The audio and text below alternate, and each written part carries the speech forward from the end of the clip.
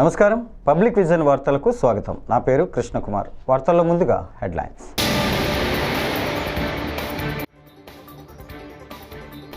గత 5 ఏళ్లలో జరిగిన విధ్వంసం నాకే అర్థం కావడం లేదు. సీఎం చంద్రబాబు.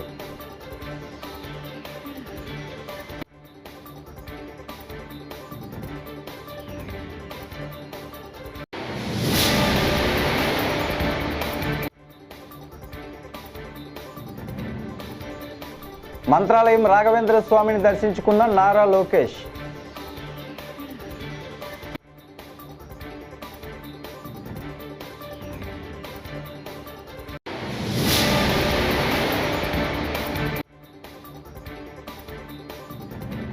బడ్జెట్లో అన్ని వర్గాలకు ప్రభుత్వం వంచన చేసింది. మాజీ మంత్రి గుడివాడ అమర్నాథ్ ఫైర్.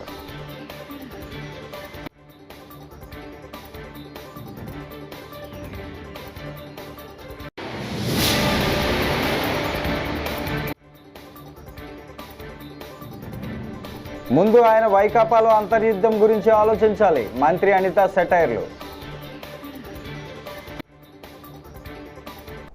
ఇక డీటెయిల్స్ చూస్తే ఏపీ సీఎం చంద్రబాబు చిత్తూరు జిల్లా గంగాధర నెల్లూరులో ఎన్టీఆర్ భరోసా పింఛన్ల పంపిణీ కార్యక్రమంలో పాల్గొన్నారు.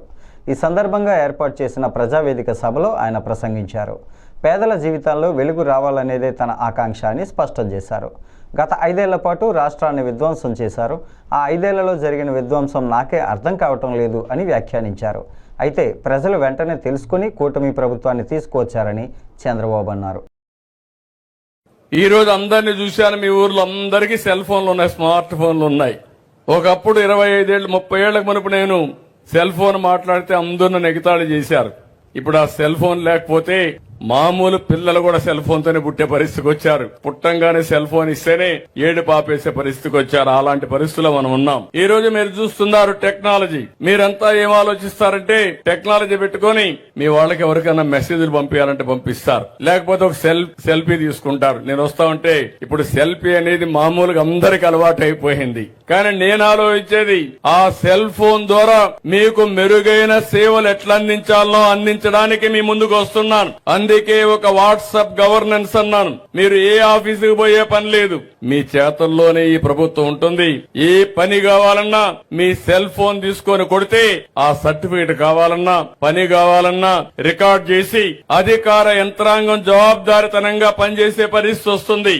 మామూలుగా మీరు ఒకసారి కాగితం ఇస్తే పారేస్తారు గాని మెసేజ్ కొడితే మాత్రం అది ఇంక రికార్డ్ అయిపోతుంది. మీరు ఎప్పుడు పెట్టారు, ఏ టైంలో ఇచ్చారు, దానికి కన్సర్న్ ఆఫీసర్ ఏం చేశాడు, మీది సరి అయిన డిమాండ్ అయితే మీ కోరిక అయితే దాన్ని నెరవేర్చవలసిన బాధ్యత ఈ ప్రభుత్వం పైన ఉందని చెప్పి మరొకసారి మీ అందరికి హామీ ఇస్తున్నా.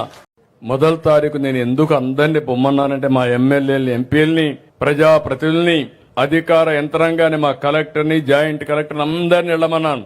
వెళితే వాస్తవాలు తెలుస్తాయి. ఏసీ రూమ్ లో కూర్చుంటే మీ బాధలు మీ కన్నీళ్లు తెలియవు. అందుకే ఈ రోజు అందరూ కూడా ఇక్కడికి వస్తున్నారు. వచ్చినప్పుడు వాస్తవాలు తెలిస్తే తదనుగుణంగా పనిచేసే పరిస్థితి వస్తుంది. అందుకే నేను ఇంకొక మాట కూడా చెప్తున్నా. ఈ రోజు నేను మా అధికార యంత్రాంగాన్ని, రాజకీయ నాయకుల్ని పూర్తిగా నమ్ముతున్నా. కానీ నేను వీళ్ళు కరెక్ట్ గా చేస్తున్నారా లేదా అని కూడా టెక్నాలజీలో చూసుకుంటున్నా. నేను పింఛన్ ఇమ్మన్నాను, పింఛన్ ఎక్కడిచ్చాడో 3వ కన్ను పెట్టి నేను ఎక్కడున్నా పర్యవేక్షిస్తున్నాను. అది టెక్నాలజీ. తప్పు చేస్తే ఎంతటి వారైనా చట్టం నుంచి తప్పించుకోలేరని ఏపీ హోంమంత్రి వంగలపూడి అనిత హెచ్చరించారు. సమాజంలో విద్వేషాలు రెచ్చగొట్టేలా మాట్లాడే వారిని ఎట్టి పరిస్థితుల్లో ఉపేక్షించబోమని పేర్కొన్నారు. అనంతపురంలో ఆమె మీడియాతో మాట్లాడారు. వైకాపా నేత, నటుడు పోసాని కృష్ణమురళి గతంలో అత్యంత దారుణంగా మాట్లాడినందుకే కేసులు నమోదయ్యాయని తెలిపారు. పోసానికి స్క్రిప్ట్ ఎవరిచ్చినా అనుభవించేది మాత్రం ఆయనేనని స్పష్టం చేశారు. అంతర్యుద్ధం గురించి మాట్లాడే గోరంట్ల మాధవ్ తమ పార్టీలో జరుగుతున్న అంతర్యుద్ధం గురించి ముందు ఆలోచించాలని హితవు పలికారు. మేడం, రాష్ట్రంలో అంతర్యుద్ధం రాబోతుంది. నిన్న కొద్దిగా 2 రోజుల క్రితం మాజీ ఎంపీ గోరంట్ల మాధవ్ వ్యాఖ్యలు చేస్తారు. దాని మీద పోలీసులు కూడా ఫిర్యాదు. నిజంగా అలాంటిది ఏమన్నా సమాచారం ఉందా మేడం? అంటే ఆయనకి ఎలా తెలిసింది, ఆయన ఇంటెలిజెన్స్ ఎలా పనిచేస్తుందో తెలియట్లేదు. కానీ ఆయన ఇంటెలిజెన్స్ ముందు వైఎస్ఆర్సీపీలో జరగబోయే అంతర్యుద్ధాల గురించి మాట్లాడుకోమనండి. తర్వాత మా అంతర్యుద్ధాల గురించి తర్వాత అతను మాట్లాడవచ్చు.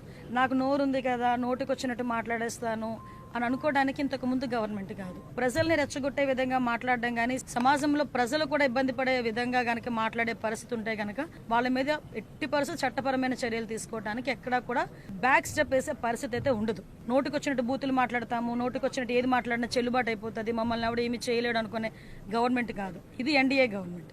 ఎన్డీఏ గవర్నమెంట్లో తప్పు చేసిన వాడు ఎవడైనా కూడా శిక్ష ఒకలాగే ఉంటుంది. లీగల్గా అడ్వైస్ తీసుకుంటాము, డెఫినెట్గా చట్టపరమైన చర్యలు అయితే తీసుకుంటాం. మేడం పోసాన్ ఎపిసోడ్ ఏంటి మేడం? ఇప్పటికే చాలా చోట్ల కూడా కేసులు నమోదైనాయి కదా. సజ్జల రామకృష్ణ చదివానని చెప్తున్నారు, దాని గురించి అంటే స్క్రిప్ట్ ఎవరిది చదివినా శిక్ష అయితే అతనికే కదా పడుతుంది. అనుభవించే రాజు ఆయనే కదా, అది వేరే కదా. అది ఎవడేదైనా ఏదైనా చదవచ్చు, కానీ అనుభవించే రాజు ఆయనే కదా అవుతున్నాడు. ఓకేనండి, నేను ఒకటి అడుగుతున్నానండి మిమ్మల్ని, డైరెక్ట్ క్వశ్చన్.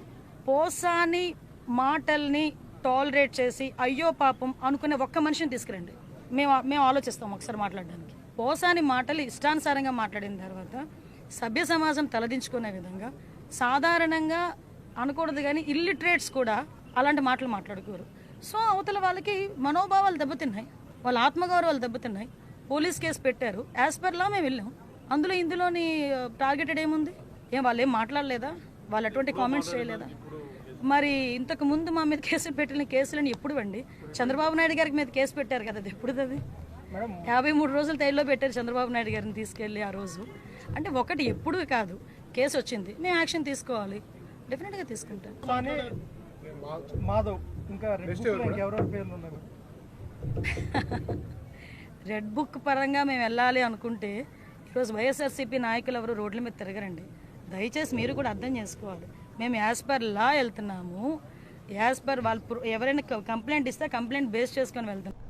మంత్రాలయం రాఘవేంద్ర స్వామిని ఏపీ మంత్రి నారా లోకేష్ దర్శించుకున్నారు. పాదుకాభిషేకం, గురువైభవోత్సవ కార్యక్రమాల్లో ఆయన పాల్గొన్నారు. మంత్రిగా లోకేష్ చేస్తున్న విశేష సేవలకు గాను గురువైభవోత్సవ పురస్కారాన్ని మఠం పీఠాధిపతి సుబుధేంద్ర తీర్థులు అందించారు. ఈ సందర్భంగా మంత్రిని ఆయన సన్మానించారు.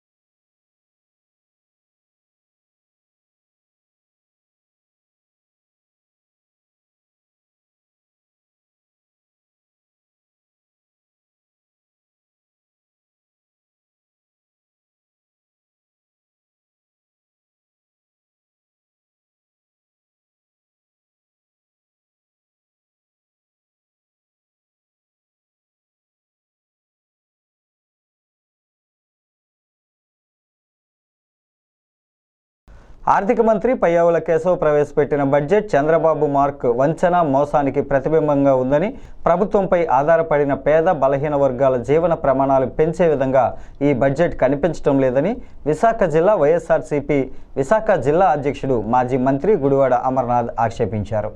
ఏపీ అంటే అమరావతి అన్నట్లు బడ్జెట్లో 6,000 కోట్లు కేటాయించి రాష్ట్రంలో వెనుకబడిన ఉత్తరాంధ్ర, రాయలసీమ ప్రాంతాలకు తీరని అన్యాయం చేస్తున్నారని ఆయన దుయ్యబట్టారు.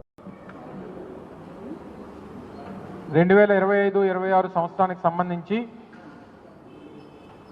నిన్న ప్రభుత్వం పెట్టినటువంటి బడ్జెట్ దాదాపు 3,22,000 కోట్ల రూపాయలతో నిన్న బడ్జెట్ ప్రవేశపెట్టినప్పుడు రాష్ట్ర ప్రజలు అందరూ కూడా చాలా ఆశగా ఎదురు చూశారు. సహజంగా ఒక ప్రభుత్వం బడ్జెట్ ప్రవేశపెట్టేటువంటి సమయంలో రాష్ట్రంలో ఉన్నటువంటి పేదవారు, ప్రభుత్వం మీద ఆధారపడినటువంటి కుటుంబాలు ఆ బడ్జెట్లో పొందుపరిచేటువంటి కేటాయింపుల్లో ఆ కేటాయింపుల ద్వారా మన జీవితాలు మారుతాయి, మన జీవన విధానం మారుతుంది, మన ప్రాంతాలు అభివృద్ధి చెందుతాయి, మన భవిష్యత్తు బాగుంటుంది అని చెప్పి రాష్ట్రంలో ముఖ్యంగా పేదవారు ఎదురు చూస్తారు. వీటన్నిటికన్నా మించి బడ్జెట్ పెట్టేటువంటి ప్రభుత్వం ఆ ఎన్నికల్లో ఇచ్చినటువంటి హామీలు ఏ రకంగా నిలబెట్టుకుంటున్నారు, ఇచ్చినటువంటి హామీలు నిలబెట్టుకున్నటువంటి క్రమంలో మన భవిష్యత్తు బాగుంటుంది అని చెప్పి ఎదురు చూసినటువంటి రాష్ట్ర ప్రజలకి పూర్తిగా నిరాశ ఎదురైంది అనేటువంటి విషయంలో ఏ రకమైనటువంటి సందేహం లేదు.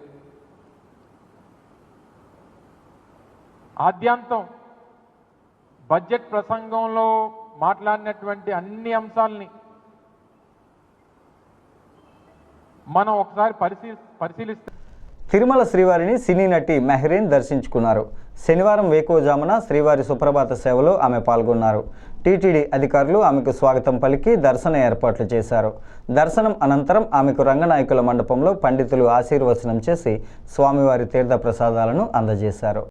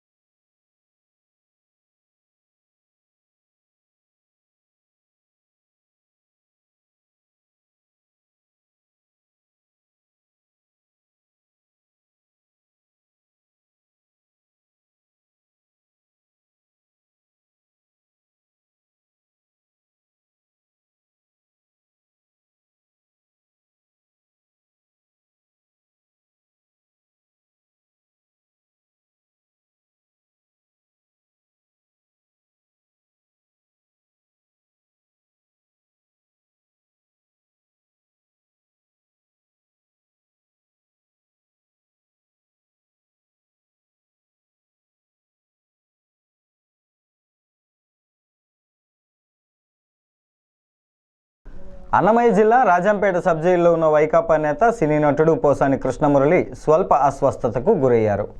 ఛాతీలో నొప్పిగా ఉందని చెప్పడంతో ఆయన్ను స్థానిక ప్రభుత్వ ఆసుపత్రికి తరలించారు. అక్కడ వైద్యులు చికిత్స అందిస్తూ ఉన్నారు.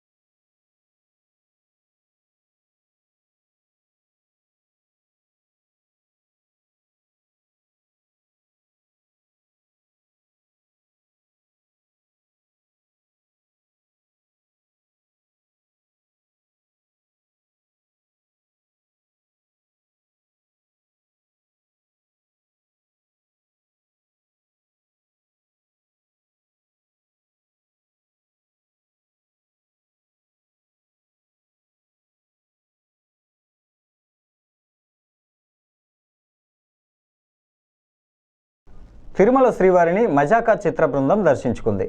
శనివారం వీఐపీ ప్రారంభ విరామ దర్శన సమయంలో నటుడు సందీప్ కిషన్, దర్శకుడు త్రినాథరావు, రాజేష్ దండా తదితరులు స్వామివారి సేవలో పాల్గొన్నారు. టీటీడీ అధికారులు వీరికి కూడా స్వాగతం పలికి దర్శన ఏర్పాట్లు చేశారు. దర్శనం అనంతరం రంగనాయకుల మండపంలో వీరికి పండితులు ఆశీర్వచనం చేసి స్వామివారి తీర్థ ప్రసాదాలను అందజేశారు.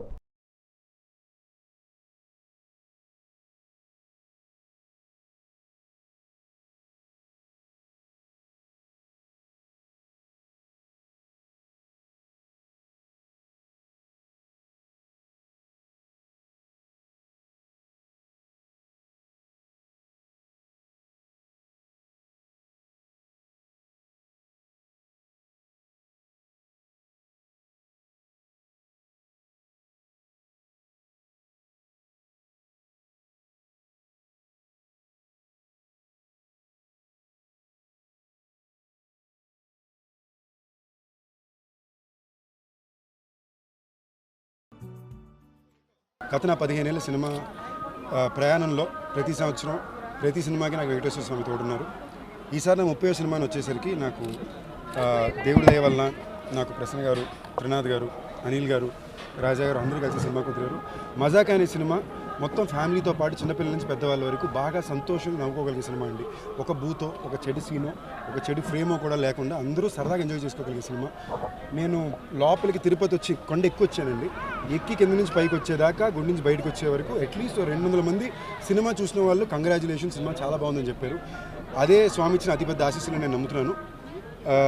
వెంకటేశ్వర స్వామి ఆశీస్సులు, మీ ప్రజల ఆశీస్సులు ఎప్పుడు తోడుండాలి. మజాకా సినిమా తప్పకుండా థియేటర్గా చూడండి, మీ ఫ్యామిలీతో పాటు చూడండి. మీ అందరికీ బాగా నచ్చే సినిమా అవుతుందని నేను గట్టి నమ్మకం. Love you. ఇప్పుడు మజాకా అయిపోయి రిలీజ్ ఉంది కదా, నెక్స్ట్ బైలింగ్వల్ షూట్ చేస్తానండి. మన తలపతి విజయ్ గారు ఉన్నారు కదా, వాళ్ళ సన్ జేసన్ సంజయ్, అతని డైరెక్షన్ డెబ్యూ, ఇంకా టైటిల్ పెట్టలా, షూటింగ్ మొదలైపోయింది. బట్ ఫస్ట్ మజాకా థియేటర్ని శుభ్రంగా అందరూ చూడండి. అన్నిటికన్నా ఇంపార్టెంట్ ఏంటంటే ప్రతి దాంట్లో చెడు మంచి ఉంటుంది, అలాగే సినిమా ఇండస్ట్రీ కూడా చెడు మంచి ఉంటుంది. అలాగే మా సినిమాకి కూడా 80% చాలా మంచి ఉంది, 20% చెడు ఉంది. ఆ చెడుని దాటి మంచిగా వెళ్ళాలంటే మీ సపోర్టు, దేవుడి సపోర్టు కావాలి. ఇక్కడికి వచ్చాం. Thank you. కూటమి ప్రభుత్వం ప్రవేశపెట్టిన బడ్జెట్ అబద్ధాల కుప్పగా, చంద్రబాబు మోసాలకు ప్రతిరూపంగా ఉందని వైఎస్ఆర్సీపీ రాష్ట్ర అధికార ప్రతినిధి మాజీ ఎంపీ మార్గాని భరత్ ఆక్షేపించారు. ఎన్నికల ముందు చంద్రబాబు చెప్పిన మాటలకు ఇప్పుడు కేటాయింపులకు పొంతన లేకుండా బడ్జెట్ రూపొందించారని, ఇదంతా సూపర్ 6 పథకాల అమల్లో ప్రజలను మోసం చేయడంలో భాగమే అని ఆయన ఆరోపించారు. తల్లికి వందనం, అన్నదాత సుఖీభవ పథకాలకు అరాకొరా నిధులు కేటాయించడం చూశాక వాటిని కూడా క్రమంగా అమలు చేయరన్నది స్పష్టమవుతోందని చెప్పారు. మౌర్యుడి కింద పోల్చాడు. అంటే కౌటిల్యుణ్ణి అనుసరించి చంద్రగుప్త మౌర్యుడు ప్రజలకి చాలా గొప్పగా చేశాడు. అది పురాణం, ఓకే, బాగానే ఉంది. ఆయన చెప్పిన అంశం ఏంటంటే సామాన్యుడు సంక్షేమమే తన సంక్షేమంగా భావించాడు చంద్రగుప్త మౌర్యుడు అని చెప్తా ఉన్నాడు. నేను ఇవాళ అడుగుతా ఉన్నా, ఇవాళ మీరు 2వ సంవత్సరం బడ్జెట్ మీరు ప్రవేశపెడతా ఉన్నారు కదా, మరి సామాన్యుడి యొక్క సంక్షేమము మీరు సూపర్ 6 హామీలు కదా ఇచ్చారు. సూపర్ 6 హామీలకి నిమిత్తము మీరు బడ్జెట్లో ఎందుకు ప్రవేశపెట్టలేదు అని నేను ఇవాళ సూటిగా ప్రశ్నిస్తూ ఉన్నాను ప్రభుత్వాన్ని. ఇప్పుడు మీరు సూపర్ 6 హామీలు 6 హామీలు అని చెప్పి ప్రతి ఇంటింటికి కూడా వెళ్ళి ఊదరగట్టారు. ఏమని చెప్పుకున్నారండి ఆయన? ప్రతి ఇంటింటికి కూడా వెళ్ళి ఏమని చెప్పాడనంటే రైతులకి అన్నదాత సుఖీభవ కిందన 20,000 రూపాయలు ఇస్తానని చెప్పాడు. మరి 20,000 రూపాయలు లాస్ట్ బడ్జెట్లో కూడా పెట్టారు వీళ్ళు. బడ్జెట్లో అంకిల గారెడి బాగానే ఉంది, కానీ ఇవాళ మీరు లాస్ట్ బడ్జెట్లో 20,000 రూపాయలు ప్రతి రైతన్నకి ఇస్తాను, 55 లక్షల మంది రైతన్నలు ఉన్నారు కదా, మరి లాస్ట్ బడ్జెట్లో పెట్టింది మీరు ఎందుకు ఇంప్లిమెంట్ చేయలేదని వాళ్ళు మేము ప్రశ్నిస్తున్నాం. అసలు ఈ బడ్జెట్ దేనికి అని అడుగుతా ఉన్నా. మీరు లాస్ట్ బడ్జెట్లో పెట్టారా లేదా? రైతన్నలకు అందరికీ కూడా అన్నదాత సుఖీభావ కిందన 20,000 రూపాయలు ఇస్తానని పోయినసారి బడ్జెట్ 2024-25లో పెట్టినప్పుడు మీరు ఎందుకు ఇంప్లిమెంట్ చేయలేదని వాళ్ళు మేము ప్రశ్నిస్తున్నాం. ఈ బడ్జెట్ దేనికి? మీరు రాజకీయ ఉపన్యాసాలు కానీ ఇవాళ మేము ప్రశ్నిస్తున్నాము. ఇవాళ మళ్ళీ దాన్ని కొనసాగింపు కిందన మరి ఈ సంవత్సరం కూడా 2వ సంవత్సరం కూడా మీరు పెట్టారు. ఆ 2వ సంవత్సరంలో పెట్టింది మీరు కేటాయింపులు ఇచ్చింది కేవలము 6,300 కోట్ల రూపాయలు. 55 లక్షల మంది రైతులు ఉంటే మీరు 20,000 చొప్పున మీరు చూసుకుంటే సుమారుగా 11,000 కోట్లు అవుతా ఉంది. ఎక్కడికి వెళ్ళిపోతా ఉంది ఈ డబ్బు? మళ్ళీ దీంతో పాటు కౌలు రైతులను కూడా ఇంక్లూడ్ చేస్తా ఉన్నారు. ఎక్కడికి? ఎన్టీఆర్ భరోసా పింఛన్ కానుక పంపిణీలో అవినీతికి చోట్లేదని జిల్లా కలెక్టర్ వినోద్ కుమార్ శనివారం పేర్కొన్నారు. ప్రతి నెల జిల్లాలోని ఏదో ఒక ప్రాంతానికి వెళ్లి పింఛన్ పంపిణీ ఎలా జరుగుతోంది, ఎవరైనా డబ్బులు అడుగుతూ ఉన్నారా అన్న విషయాలపై ఆరా తీస్తున్నట్లు చెప్పారు. అంతేకాకుండా స్వచ్ఛ ఆంధ్రప్రదేశ్ స్వచ్ఛ అన్న కార్యక్రమం పేరుతో జిల్లాలో పరిశుభ్ర వాతావరణం చర్యలు తీసుకుంటున్నట్లు తెలిపారు. వర్గం తాడిపత్రి మండలంలో ఎర్రగుంటపల్లి గ్రామంలో పెన్షన్ పంపిణీ కార్యక్రమం చేయడం జరిగింది. నాతో పాటు తాడిపత్రి మున్సిపల్ చైర్మన్ గారు మరియు పీడీ గారు మరియు మండల్ స్థాయి అధికారులందరూ కూడా పాల్గొన్నారు. 2-3 ఇళ్ళకి మనము ఇవ్వడం జరిగింది. ఇప్పుడు ఉన్నటువంటి ఫీడ్బ్యాక్ ఏంటంటే జిల్లాలో మాత్రమే కాదు రాష్ట్రంలో కూడా పెన్షన్ పంపిణీ చేస్తున్నటువంటి వాళ్ళలో అవినీతి ఏంటంటే వాళ్ళు డబ్బు తీసుకోవడం అనేది ఉండకూడదు, మరియు ప్రవర్తన అనేది సానుకూలంగా ఉండాలి. సో ఈ 2 అంశాల గురించి కూడా నేను అడిగి తెలుసుకోవడం జరిగింది. దాని తర్వాత స్వచ్ఛ భారత్ స్వచ్ఛ ఆంధ్రప్రదేశ్ స్వచ్ఛ అనంత కార్యక్రమంలో మనము SWPCs అంటే సాలిడ్ వేస్ట్ ప్రాసెసింగ్ సెంటర్స్ ని ఏర్పాటు చేస్తున్నాము గ్రామంలో. దాన్ని కూడా పరిశీలన చేయడం జరిగింది. అలాగే లిక్విడ్ వేస్ట్ అంటే మురుగు నీళ్లుని మనం ఎలా చేయాలంటే దానికి ఒక ఉపాయం ఏంటంటే ఇండివిజువల్ సోక్ పిట్ అంటే ఇంటింటికి ఒక ఇంకుడు గుంత అనేది మనం చేయడం జరిగింది. దాన్ని కూడా ఇనాగ్రేషన్ చేయడం జరిగింది. అలాగే అనంతపురం జిల్లాలో అతి ఎక్కువ ప్లాంటేషన్ చేయాలని గత 1 సంవత్సరం నుంచి దీనిపైన శ్రమం పెడుతున్నాము. సో ఫారెస్ట్ డిపార్ట్మెంట్ కి NREGS కింద నర్సరీస్ కూడా శాంక్షన్ చేయడం జరిగింది. దాని పని ఎలా జరుగుతూ ఉంది అని ఈ రోజు కూడా వచ్చి చూడడం జరిగింది. ముఖ్యంగా ఈ ప్రాంతంలో చాలా ముఖ్యమైన ఒక ప్రాజెక్ట్ వస్తూ ఉంది, NH 544D. ఈ హైవేలో ఉన్నటువంటి భూసేకరణ సమస్యలంతా కూడా గత కొన్ని నెలల్లో స్వయంగా అద్దంకిలోని అంబేద్కర్ భవనం నందు MRPS MSP అనుబంధ సంఘాల ఆధ్వర్యంలో శనివారం మాదిగ అమరవీరుల దినోత్సవ కార్యక్రమాన్ని నిర్వహించారు. ఈ కార్యక్రమంలో అద్దంకి నియోజకవర్గ అధ్యక్షులు తేళ్ల శ్రీనివాసరావు పాల్గొని మాట్లాడారు. జాతి కోసం అమరవీరులైన వారి ఆశయాలను మనస్ఫూర్తిగా తీసుకోవాలని శ్రీనివాసరావు పేర్కొన్నారు. వారి ఆశయ సాధనకు మందకృష్ణ మాదిగ అలుపెరగని పోరాటం చేస్తున్నాడని ఆయన చెప్పారు. మాదిగల అమరుల దినోత్సవంగా వారి నివాళులర్పించడం కోసం రాష్ట్ర వ్యాప్తంగా మందకృష్ణ మాదిగ గారి నాయకత్వంలో ఈ కార్యక్రమం చేస్తున్నాం. వారికి మాదిగ అమరులకి ఘనంగా నివాళులర్పించడం జరిగింది.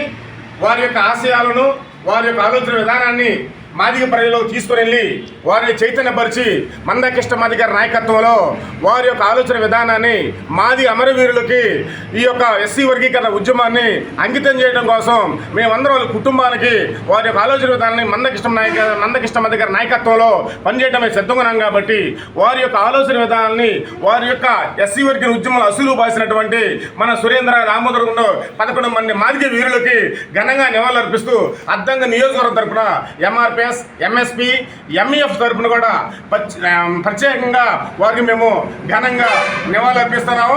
ఈ విధంగా ప్రతి సంవత్సరం మార్చి 1న మాదిగల అమర దినోత్సవాన్ని మేము ఘనంగా మాదిగల యొక్క వారికి వారి ఆ వీరులకి మేము న్యాయం చేస్తామని కూడా వారికి నివాళులర్పిస్తాం కూడా ఈ సందర్భంగా తెలియజేసుకుంటూ వాళ్ళకి ఘనంగా నివాళులర్పిస్తున్నాం. జోహార్ డాక్టర్ బిఆర్ అంబేద్కర్, జోహార్ డాక్టర్ బాబు జగజ్జీవన్ రామ్, జోహార్ మాదిగ మన వీరులు, జోహార్ మాదిగ మన వీరులు, వర్ధిల్లాలి మందకృష్ణ మాదిగ నాయకత్వం. మరి ఈ కార్యక్రమానికి వచ్చిన నియోజకవర్గ ఇన్ఛార్జీలు, మరి గ్రామ స్థాయి అధ్యక్షులు, మరి మండల స్థాయి నాయకులకి ప్రతి ఒక్కరికి నా నమస్కారాలు.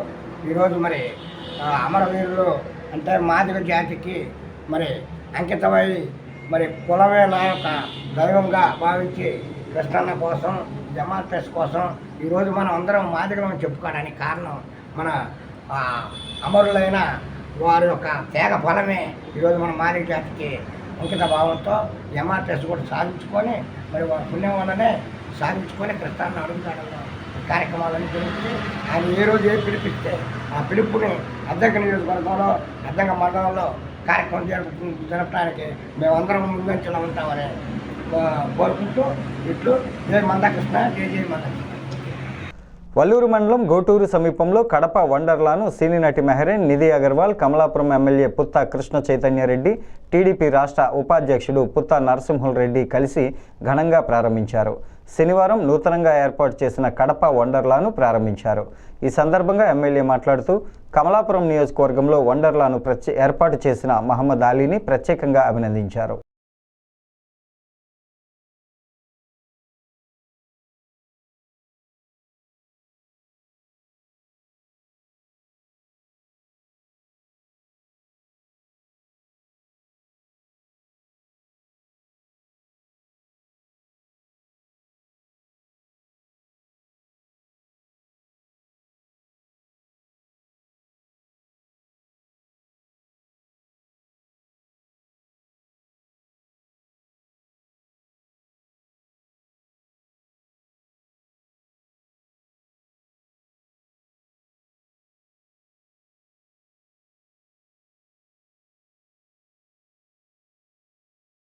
ఈ వార్తలు ఇంతటితో సమాప్తం.